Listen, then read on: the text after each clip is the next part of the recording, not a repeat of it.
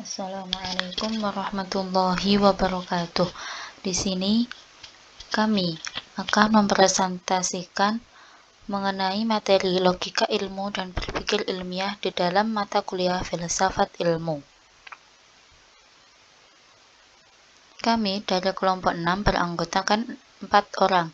Yang pertama Aktiar Sada, Anggi Muna Kamila, Fardan Rizaluddin, dan Muhammad Bagus Harisabila.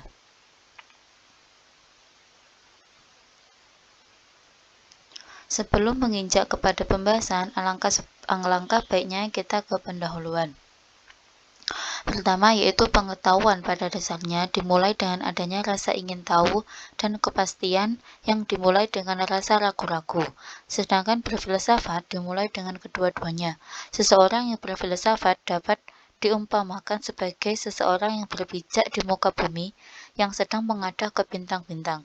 Akal manusia pada dasarnya memerlukan metode dalam menganalisa berbagai perkara yang terdapat lantaran ilmu akal atau logika.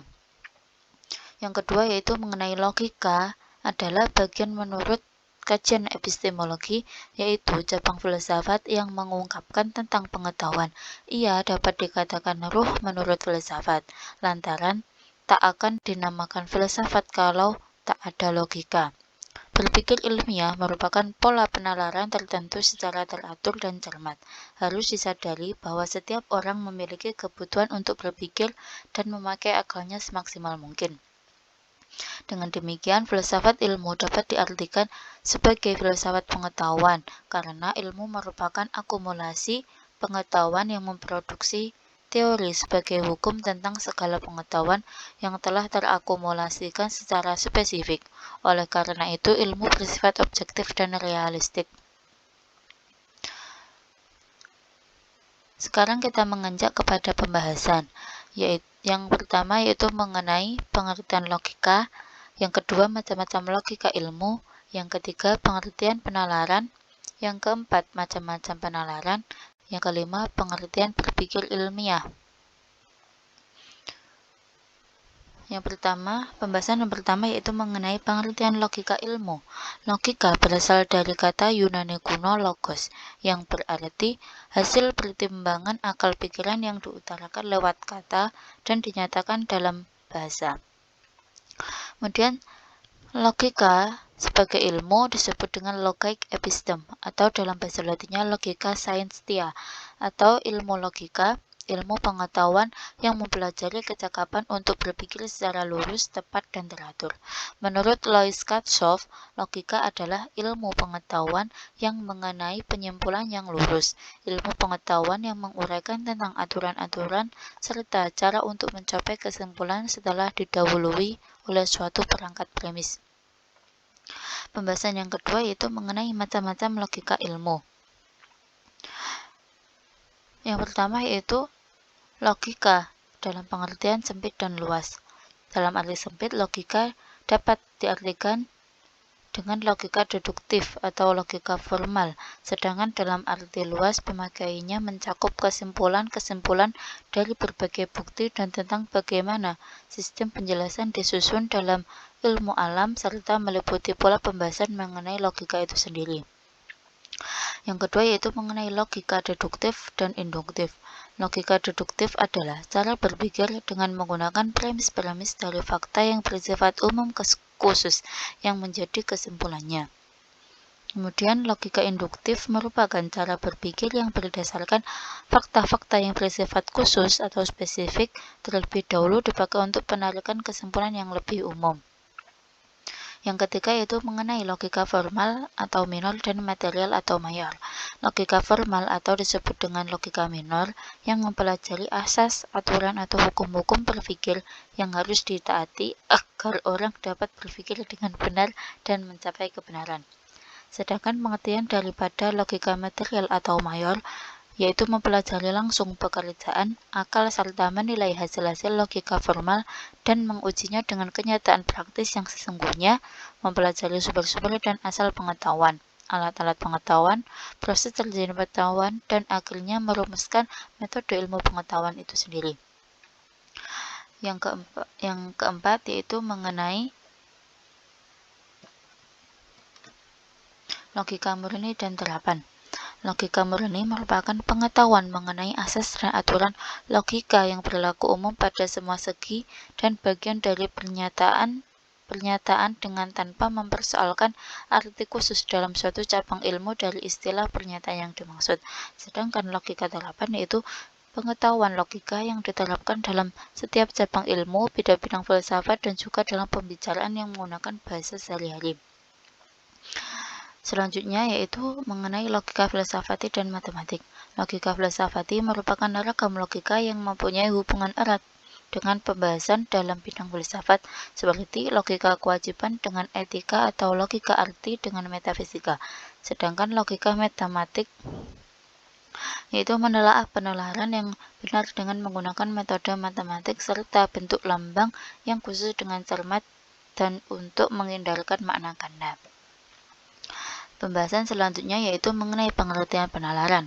Menurut Debdeknas, penalaran adalah cara atau perihal menggunakan nalar, pemikiran atau cara berpikir logis, proses mental dalam mengembangkan pikiran dari berbagai fakta atau prinsip.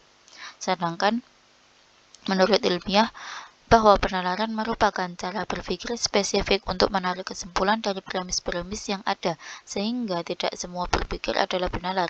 Dari beberapa pernyataan yang disampaikan, dapat diartikan bahwa penalaran adalah suatu proses berpikir dengan menggunakan landasan logika untuk menarik kesimpulan berdasarkan fakta atau premis yang telah dianggap benar. Kemudian ciri-ciri daripada penalaran. Ciri penalaran yang pertama itu adanya suatu pola pikir yang secara luas dapat disebut dengan logika. Logika adalah sistem berpikir formal yang di dalamnya terdapat seperangkat aturan untuk menarik kesimpulan. Dapat dikatakan bahwa setiap bentuk penalaran mempunyai logikanya sendiri, atau dapat juga disimpulkan bahwa kegiatan penalaran merupakan proses suatu berpikir yang logis. Kemudian ciri yang kedua yaitu sifat analitik pada prosesnya berpikirnya. Penalaran merupakan suatu kegiatan analisis yang mempergunakan logika ilmiah. Analisis sendiri pada hakikatnya merupakan suatu kegiatan berpikir berdasarkan langkah-langkah tertentu. Secara garis besar, penalaran dapat dibedakan menjadi dua, yaitu penalaran induktif dan penalaran deduktif. Penalaran induktif dapat diartikan sebagai proses berpikir untuk menarik kesimpulan dari hal-hal spesifik atau khusus menuju ke hal-hal yang umum. Kemudian penalaran deduktif yaitu penalaran yang proses berpikirnya untuk menarik kesimpulan berdasarkan aturan yang disepakati atau hal-hal yang menuju ke hal-hal yang spesifik. Selanjutnya yaitu mengenai macam-macam penalaran. Menurut Aristoteles, penalaran itu ada tiga, yaitu prinsip identitas, prinsip kontradiksi, dan prinsip eksklusi. Yang dimana prinsip identitas yaitu suatu hal sama dengan halnya sendiri. Kemudian prinsip kontradiksi yaitu sesuatu yang tak dapat sekaligus bukan hal itu pada waktu yang bersamaan. Dan prinsip eksklusi yaitu prinsip penyisian jalan tengah atau prinsip tidak adanya kemungkinan ketiga. Penalaran ada dua macam. Yang pertama ada penalaran langsung dan penalaran tak langsung. Penalaran langsung yaitu penalaran yang premisnya hanya sebuah proposisi dan langsung disusul dengan proposisi lain sebagai kesimpulannya. Penalaran langsung ditarik hanya dari satu premis saja. Penarikan konklusi secara langsung dapat memberikan keterangan yang lengkap tentang proposisi yang diberikan, yaitu dengan menyatakan secara eksplisit apa-apa yang telah dinyatakan secara implisit di dalam premis. Kemudian penalaran tidak langsung yaitu penarikan konklusinya atas lebih dari satu proposisi. Konklusinya ditarik dari dua premis. Dari pengetahuan hasil penalaran, manusia dapat menentukan nilai moral, etika, dan estetika. Tujuan manusia mengembangkan pengetahuan adalah untuk mengatasi dan memenuhi tantangan hidup.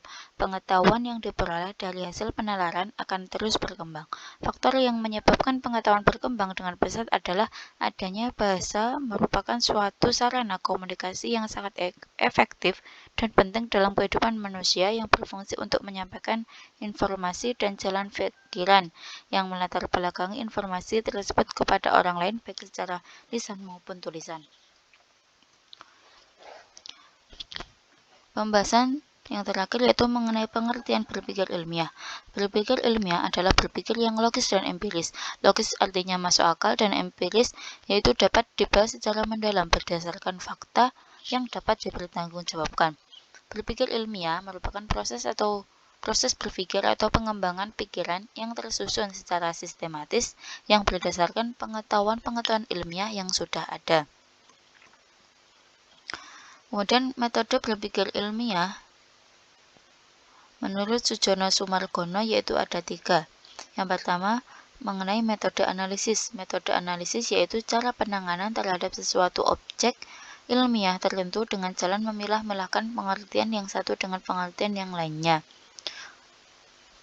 Metode yang kedua yaitu metode sintesis, yaitu cara penanganan terhadap sesuatu objek tertentu dengan cara menggabungkan pengertian yang satu dengan pengertian yang lainnya, sehingga menghasilkan sesuatu pengetahuan yang baru.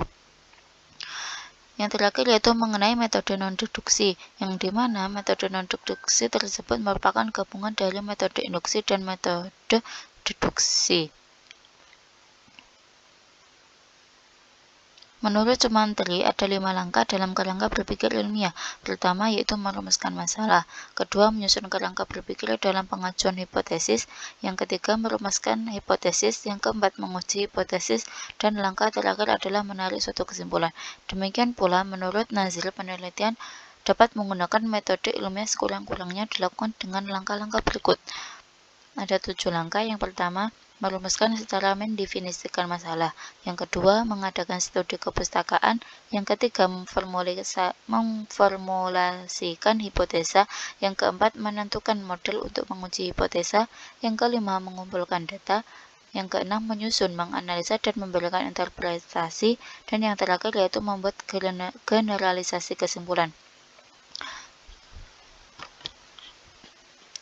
Jadi, dari pendapat tersebut dapat disimpulkan bahwa sesungguhnya langkah-langkah atau cara berpikir ilmiah dimulai dengan munculnya sebuah masalah yang kemudian disusun dalam bentuk suatu rumusan masalah.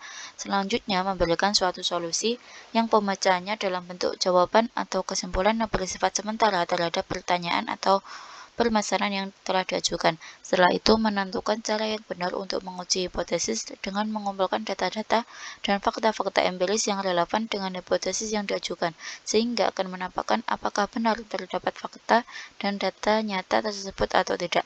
Terakhir dapat ditarik sebuah kesimpulan, apakah betul sebuah hipotesis yang telah diajukan itu ditolak atau bahkan diterima, berdasarkan data dan fakta yang ada, bukan berlandaskan terhadap opini atau asumsi.